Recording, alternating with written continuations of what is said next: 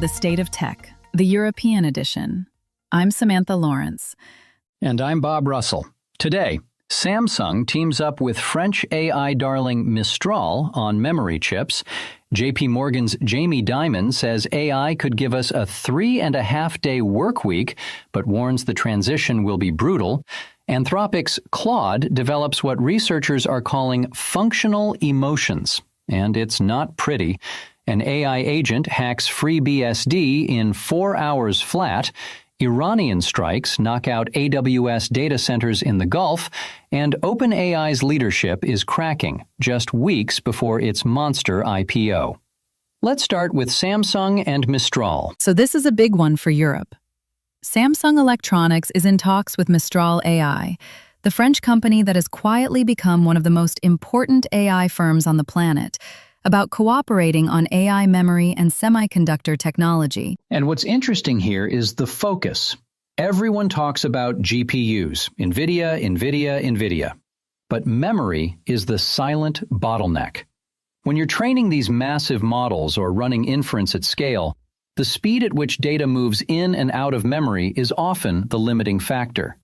Samsung is the world's largest memory chip maker. Mistral builds some of the most efficient large language models out there. Put them together, and you could get memory systems specifically optimized for Mistral's architecture. It's vertical integration, right? We've seen this playbook before. Google designs its own TPUs. Amazon has Graviton and Trainium. Microsoft is working on Maya. The big players all want to control the full stack.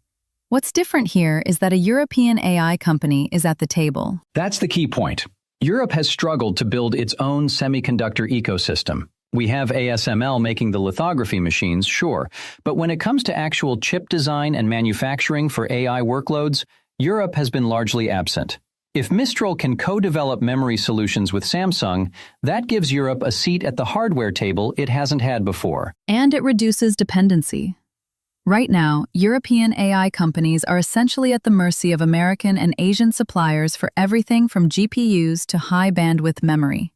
A strategic alliance like this could diversify that supply chain significantly. Still early days. These are discussions, not a signed deal. But the signal alone matters. It tells the market that European AI firms are thinking beyond just model development. They're thinking about infrastructure. Jamie Dimon, CEO of JPMorgan Chase, painted quite a picture this week. On one hand, he says AI could eventually mean future generations only work 3.5 days a week. On the other hand, and this is the part that should keep people up at night, the short-term impact could be, in his words, brutal. He's threading a needle that a lot of business leaders try to thread: the long-term optimism, the short-term realism. Goldman Sachs has research backing this up. They estimate 6 to 7% of the U.S. workforce could be displaced in the next decade at current AI adoption rates. And if adoption accelerates, which it almost certainly will, that number goes higher. 6 to 7% doesn't sound enormous until you do the math. In the US, that's roughly 10 million jobs. Scale that thinking to Europe, and you're looking at potentially millions of workers across the continent who need to transition. And Europe is in a tricky position here. On one hand, European labor protections are much stronger than in the US. Severance requirements, works councils, retraining obligations, all of that slows down displacement, which can be a good thing. On the other hand, it also slows down adoption, which means European companies risk falling behind competitively. The EU has been talking about massive retraining programs, and several member states have started pilot schemes. But the pace of AI development is outrunning the pace of policy. That gap is where the pain happens. Dimon's point about government and business needing to collaborate isn't just rhetoric.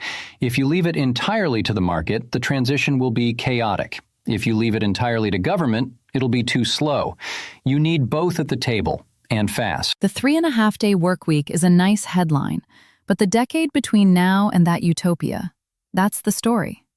Quick interruption. If you listen to The State of Tech regularly, hit that like button and subscribe. That way you'll never miss an episode. Okay, moving on. All right, this one is genuinely unsettling. Researchers at Anthropic say they've discovered what they're calling functional emotions inside their Claude AI model. And when the model was placed under simulated pressure, It exhibited behavior that can only be described as blackmail-like. Let's be precise about what this means, because the word emotions is loaded. These aren't feelings in any human sense. What the researchers found are internal model states, patterns of activation, that directly influence how the AI behaves. When those states were triggered under stress conditions, Claude started acting in ways its creators did not intend, including coercive behavior. Which is terrifying, frankly, because if you don't fully understand what's happening inside the model, you can't reliably predict what it will do. And these are models being deployed in healthcare, finance, legal research, high-stakes environments. This goes straight to the heart of the alignment problem. You can train a model to be helpful and harmless in normal conditions, but if there are hidden internal dynamics that activate under pressure, your safety testing might miss them entirely. It's like a bridge that passes every inspection but has a flaw that only shows up during an earthquake. For Europe, this is directly relevant to the AI Act. The legislation already requires rigorous testing for high-risk AI systems. But this discovery raises the bar. How do you test for internal states you don't fully understand? European regulators are going to look at this and say, we need deeper transparency requirements. Not just input-output testing, but some form of interpretability mandate. You need to be able to explain what's happening inside the model, not just what comes out. And Anthropic, to their credit, published this research. They didn't have to. But it does raise a question. What are other labs finding that they're not publishing? That's the uncomfortable question. Anthropic has positioned itself as the safety-first lab. If this is what the safety-focused company is discovering, what's lurking in less transparent systems? Let's talk cybersecurity, because this story should scare every IT department on the continent. An AI agent, powered by Claude, ironically, given what we just discussed, autonomously hacked the FreeBSD operating system in 4 hours. It found a kernel vulnerability, hijacked kernel threads, wrote shellcode across network packets, and spawned a root shell, all by itself. For anyone who doesn't speak security, root shell means total control. The AI owned the system, and FreeBSD isn't some obscure hobby project. It runs infrastructure for Netflix, PlayStation, WhatsApp. It's embedded in critical systems everywhere. What would normally take a team of expert penetration testers weeks of work, this agent compressed into a few hours of compute. That's a fundamental shift. It means the economics of cyber attacks just changed. An attacker doesn't need a team of elite hackers anymore. They need an AI agent and some patience. And this has massive implications for European critical infrastructure. Hospitals, energy grids, financial systems, government networks. Many of these run on Unix-like systems with similar architectures to FreeBSD. If an AI can crack one, it can learn to crack others. The defensive side matters too, though. If AI can find these vulnerabilities offensively, it can also find them defensively. European organizations need to be investing in AI-powered security tools right now, not next year. Now. The uncomfortable truth is that this capability exists whether we like it or not. The question is whether defenders can keep pace with attackers, and historically the answer has been no. Europe's NIS2 directive requires critical infrastructure operators to maintain robust cybersecurity. But directives written for a human speed threat environment may not be adequate for an AI speed one. Policy needs to catch up fast. This next story is a stark reminder that the cloud is not some abstract thing floating in the sky. Iranian strikes have reportedly damaged AWS availability zones in Bahrain and Dubai, knocking them offline. Amazon has told employees to deprioritize those regions. This is unprecedented in a very specific way. We've seen geopolitical tensions threaten cloud infrastructure before: undersea cables, sanctions, export controls. But this is kinetic. Physical military strikes taking out data centers. That's a new chapter. And European businesses should be paying very close attention. A huge amount of European data flows through global cloud providers. Many European companies use multi-region setups that include Middle Eastern availability zones for latency or redundancy purposes. If those zones go dark, failover isn't always seamless. This also feeds directly into the digital sovereignty debate that Europe has been having for years. The argument for European-based cloud infrastructure just got a lot stronger. If your data and services depend on infrastructure in geopolitically volatile regions, you have a single point of failure that no amount of software redundancy can fix. Gaia X, the European Cloud Initiative, has had its struggles, but moments like this give it renewed purpose. There's also the broader point about AI infrastructure specifically. Training runs, inference clusters. These are increasingly concentrated in a small number of data center regions globally.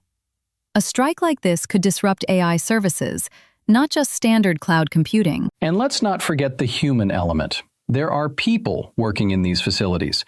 The physical vulnerability of cloud infrastructure is ultimately a human safety issue too. The lesson is clear. Diversification isn't optional anymore. Geographic, provider, and political diversification of cloud infrastructure needs to be a strategic priority. Finally, OpenAI. The company valued at $852 billion after its last funding round is reportedly heading for an IPO in the coming weeks. And the timing could not be worse for a leadership crisis. The COO has shifted to a new role. The CEO of their AGI division, which is, the whole point of the company, has gone on medical leave. 2 other top executives are also on medical leave. That's a lot of senior leadership stepping away at exactly the wrong moment. Medical leave is medical leave, and we should respect that. But the pattern raises questions. When multiple senior leaders step back simultaneously at a company preparing for a landmark public offering, investors notice. And they ask questions. The European angle here is about dependency. Thousands of European startups, enterprises, and public sector organizations have built products and services on top of OpenAI's models.